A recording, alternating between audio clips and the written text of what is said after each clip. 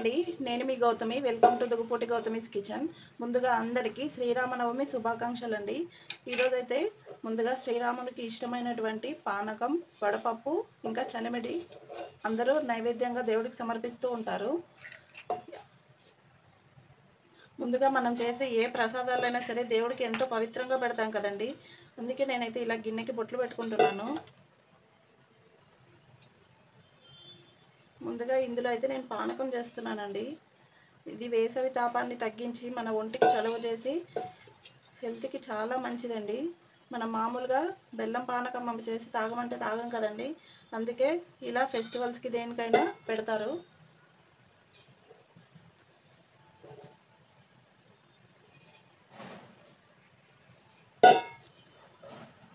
పానకం చేయడానికి గిన్నెని అయితే రెడీ చేసుకున్నాం కదండి.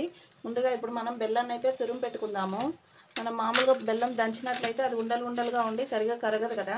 అందుకే ఇలాంటి గ్రేటర్ ఏదైనా ఉంటే అది తీసుకొని బెల్లాన్ని తీసుకొని ఇలా తురుముకున్నట్లయితే చాలా పతలాగా వస్తుంది. మనకి వాటర్లో వేయగానే ఈజీగా కరిగిపోతుంది. అందుకే ఇలా ట్రై చేయండి. ఈ టిప్ మీకు నచ్చినట్లయితే నాకు కామెంట్ చేయండి. చూసారా ఎంత పతలాగా వస్తుందో. మనం దీన్ని వాటర్లో వేయగానే ఇలా వేస్తే అలా కరిగిపోతుంది. మనకు కావాల్సినంత బెల్లాన్ని అయితే ఇప్పుడు ఇలా తురుము పెట్టుకుందామండి.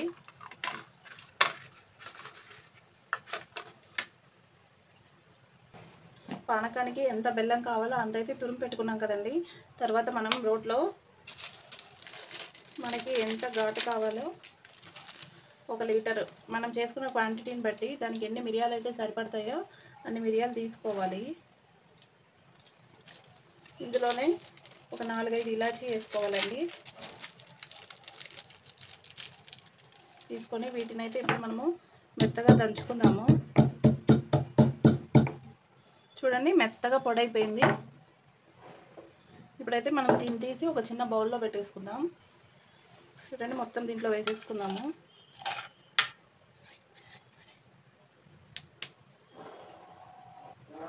చూడండి ఇవన్నీ రెడీ చేసి పెట్టుకున్నాం కదా. ఇప్పుడైతే మనం పానకం రెడీ చేసేసుకుందాము. ముందుగా బెల్లం వేసేసుకోవాలి. నేనైతే మొత్తం వేసేస్తున్నాను. ఇందులోనే మనము చల్లటి వాటర్ పోసుకున్నట్లయితే పానకం చాలా టేస్టీగా ఉంటుందండి. ఎన్ని వాటర్ కావాలో అన్ని వాటర్ పోసేసుకోవాలి. వాటర్ యాడ్ చేసుకున్నాం కదండి. ఇప్పుడైతే మనం రెడీ చేసి పెట్టుకున్న మిరియాలు ఇంకా యాలకుల పొడి కూడా వేసేసుకుందాము. మనం ఇది పిల్లలకు కూడా ఇస్తాం కాబట్టి పిల్లలు ఏంటంటే ఇవన్నీ ఈ మిరియాలవి చిన్న చిన్న ముక్కలు ఉంటాయి కదా, అలా ఉంటే ఇష్టపడరు. అందుకనే నేనైతే జల్లించి వేసుకుంటున్నాను. ఆ ఫ్లేవర్స్ పడితే చాలు కదండి మనకి. ఇలా మొత్తం జల్లించి వేసేసుకోవాలి.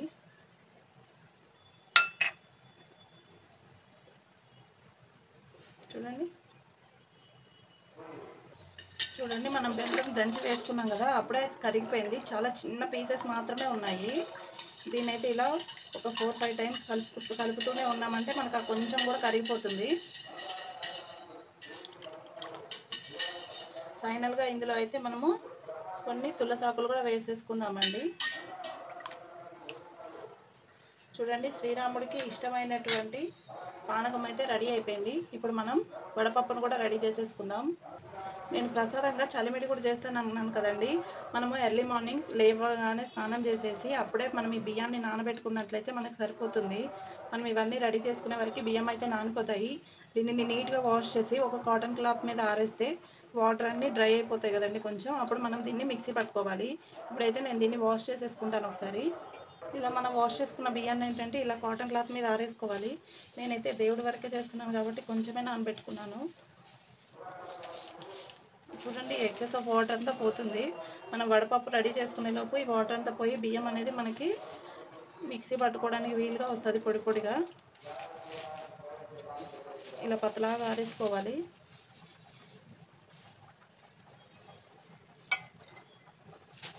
పెసరపప్పు కూడా మీకు ఎంత కావాలో అంత ఇలా బౌల్లోకి తీసేసుకోండి. దీన్నైతే ఇప్పుడు వాష్ చేసుకుందాం మనం. కడిగి పెట్టుకున్నాం కదండి, దీన్ని అయితే ఒక 15 నిమిషాలు నాననిచ్చిన తర్వాత ఈ వాటర్ అంతా మనం పడేయాలి. అప్పుడు ఈ పెసరపప్పు ఒకటి నానిపోతుంది చాలు. అలా నానితే మనం గంటలు గంటలు ఇలా వాటర్లోనే పెసరపప్పు నానబెట్టినట్లయితే అదొక వాసన వస్తుంది. అలా ఎప్పుడు చేయొద్దు. ఇది ఒక 15 మినిట్స్ అయిన తర్వాత ఈ వాటర్ అంతా వడగట్టేసి మనం పెసరపప్పును ఒకటే ఉంచుకుందాం. చూడండి, మనకు వడపప్పు కూడా రెడీ అయిపోవడానికి రెడీ అవుతుంది కదా. బియ్యం అయితే తడంతా ఆరిపోయిందండి. నేను ఇలా మిక్సీ బౌల్లోకి తీసేసుకుంటున్నాను అంతా. ఇప్పుడైతే దీన్ని ఫైన్ పౌడర్ లాగా మిక్సీ పట్టేసుకుందాం మనం. ఇలా మొత్తం బియ్యం అన్నీ తీసేసుకున్నాం కదండి. ఇప్పుడు దీన్ని అయితే మెత్తగా పౌడర్లా గ్రైండ్ చేసుకుందాం. చూడండి, మెత్తని పొడిలా అయిపోయింది కదా. ఇప్పుడు దీన్ని మనం జల్లించుకుందాం. ఇలా పిండినంతా జల్లెల్లోకి తీసుకుందామండి. దీన్ని మొత్తం జల్లించుకోవాలి ఇప్పుడు.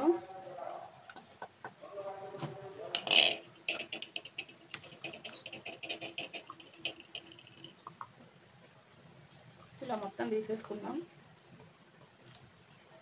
చూడండి, పిండినంతా ఇలా జల్లించుకున్నాం కదా. దీంట్లో అయితే ఇప్పుడు మనం బెల్లం కూడా తురిమేసి వేసుకుందాం. దీనికి కూడా నేను బెల్లాన్ని ఇలానే తురుముతున్నాను. ఇలా తురుమడం వల్ల ఏంటంటే మనకి ఉండలు లేకుండా సాఫ్ట్గా వస్తుంది కదా, రేకులుగా. మనకి పిండిని కలపడానికి కూడా చాలా ఈజీగా ఉంటుంది. మనకి ఎంత కావాలో అంత బెల్లాన్ని ఇలానే తురిమేసి వేసుకోండి. కలపడం మనకి చాలా ఈజీ అవుతుంది. బెల్లము స్వీట్కి సరిపడా కొంచెం తక్కువగానే వేసుకోండి. ఎందుకంటే మనం మరి బెల్లం ఎక్కువ వేయడం వల్ల ఏంటంటే అది చలిమిడి కాకుండా పానకంలాగా అయిపోతుంది, జోరుగా దోసపిండిలాగా. మనకు అప్పుడు చలిమిడి రాదు. చూడండి, ఒకసారి చెక్ చేసుకుందాం ఇంత సరిపోతుందో లేదో. చూడండి, ఇలా అంటే అలా కలిసిపోతుంది. ఇలా కలిపేసుకొని దీంట్లోనే కొంచెం నెయ్యి యాడ్ చేసుకుందాం. ఇలా మొత్తంగా కలిపేసుకోవాలండి. చూడండి, ఉండ వస్తుంది మనకి. బెల్లం కూడా సరిపోయింది. చూడండి, కలర్ మారిపోయింది. మనం దీన్ని ఇలానే ఒక గిన్నెలోకి ఎత్తి పెట్టుకున్నాం అనుకోండి ఒక 10 మినిట్స్. ఈ రైస్ పిండిలో ఆల్రెడీ మనకి కొంచెం చెమ్మ ఉంటుంది కదా, ఆ చెమ్మ వల్ల ఇంకెక్కడన్నా బెల్లము చిన్న చిన్న పలుకులుగా ఉండిపోయినా సరే అదంతా మెల్ట్ అయిపోయి మనకి పర్ఫెక్ట్గా తయారైపోతుంది. ఇప్పుడు నేనైతే దీన్నంతా ఒక బౌల్లోకి పెట్టుకుంటాను. దీన్నంతా ఈ బౌల్లోకి పెట్టేసుకుందామండి. ఇలా ఉండలాగా చేసుకొని మొత్తం దీంట్లోకి వేసేసుకుందాం.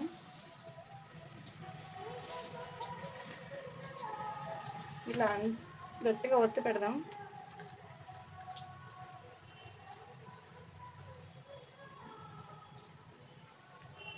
పైన ఒత్తేద్దాం ఇలా. చూడండి, మనం చలిమిడి చేసుకునేందుకు పెసరపప్పు కూడా నానిపోయింది. వాటర్ అంతా వంపేశాను. ఇప్పుడు మనం ప్రసాదాలని గిన్నెల్లో పెట్టుకొని దేవుడికి నైవేద్యంగా సమర్పించడానికి రెడీ చేసుకుందాం. చూడండి, శ్రీరామచంద్రుడికి ఇష్టమైన ఎంతో ప్రీతికరమైనటువంటి పానకం వడపప్పు చలివిడి అయితే ఎలా ప్రిపేర్ చేయాలో చూసుకున్నాం కదండి. ఇప్పుడైతే దీన్ని ఇలా తీసుకెళ్ళి దేవుడి దగ్గర నైవేద్యంగా పెట్టేద్దాం. మరోసారి మీకు మీ కుటుంబ సభ్యులందరికీ శ్రీరామనవమి శుభాకాంక్షలు. Thank you. Bye bye.